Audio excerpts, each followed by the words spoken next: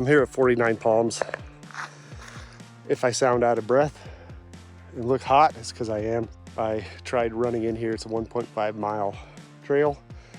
I didn't run as much as I wanted to. I didn't expect all the uphill, which kicked my butt. But look at that. Just look at that.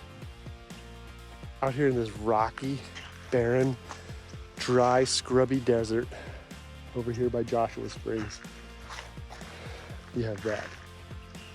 Good sign of water. This is one of those little spring areas that Louis L'Amour talks about in his book, Mojave Crossing. This is not one that Sackett found in Mojave Crossing, but he mentions that there are these out there in the desert. In that book, Mojave Crossing, Sackett and the lady he was helping avoided 29 Palms Spring because they figured people would be waiting there.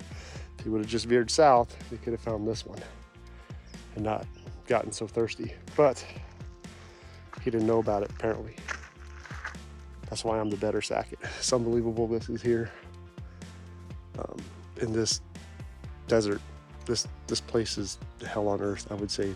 Everything is scrubby and brown, and everything protects itself with sharp edges and just water. Like, imagine yourself out here on a horse with no highways and no road, just a horse. You can only travel, what, 30, 40 miles in a day. No highways, no gas stations, riding through these mountains and not knowing where water might be. Like, you would just die. You have to know where these places are at. This is the lifeline. And he talks about that in his books a lot, how water is life. If you don't have it, you die. It's an unforgiving place, just like he describes. We came down here for a graduation in Yucca Valley. Our daughter graduated from Calvary Bible Institute. So we came down for that, and driving into here, dry, brown, just rocky, ugly. So my wife says, there's some beauty. I found some beauty in the Mojave Desert. There's something about it, a little mystical, a little enchanted. I don't know. But I was still like, I would never live here. And then they took us to Joshua Tree National Park, and man, I'm falling in love with this area. I don't know if I'd want to live here all the time. I wouldn't mind living here for about a year, though. I love Joshua National Park, whatever that's called, Joshua Tree Park. It's something about it. It is beautiful. I want to come back and camp. This is not fair that we're staying in an Airbnb and experiencing the desert on the inside of a house.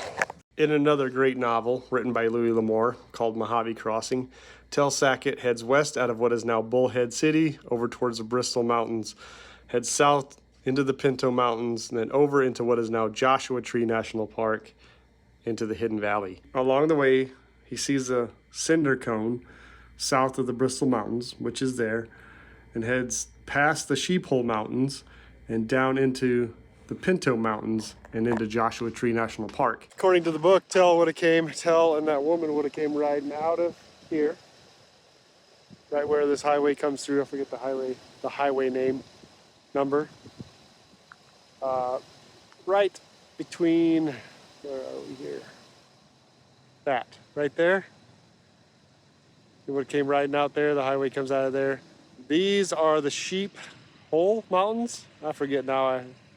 I forgot. It's only been a day or two since I read the book, but these are Sheep something mountains, along with that range over there. And I'll flip you around and I'll give you the view of the Pinto Mountains and the desert that they rode through. Right now the sun's shining with some clouds. It is hot, and this ground is hot and it's baked.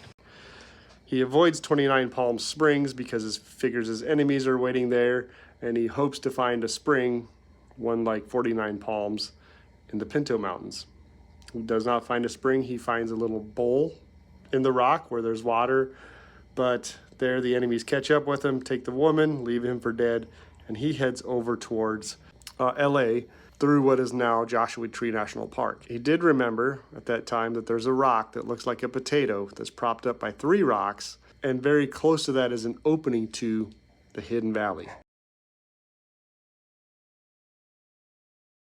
I don't know how bad the wind noise is, but so he would have been coming in this way. Is that the Potato Rock? I imagine the rocks balancing it would be a little different. He said, I think 3, but I don't know. Is there 3 rocks under there? Maybe. Looks like more, but that looks like the Potato Rock. So I don't know. I'm guessing that might be it. That is close to the entrance to the Hidden Valley.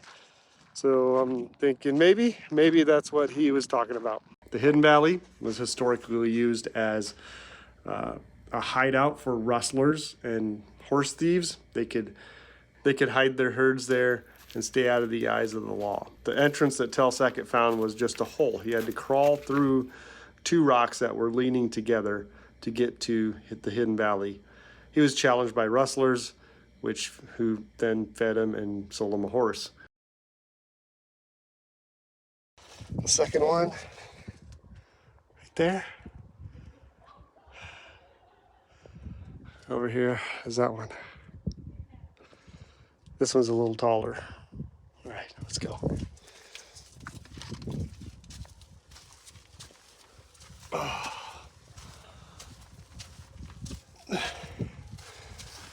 Yeah. And then we come out into the open. On the other side of the valley, there is a wash that you could bring in herds of cattle or horses. For now, I'm going to leave you with the footage of the beautiful Hidden Valley. Enjoy the rock walls, enjoy the vegetation, enjoy the animals. Please hit that like button. Subscribe if you haven't done so already. My goal is 50,000. Help me out.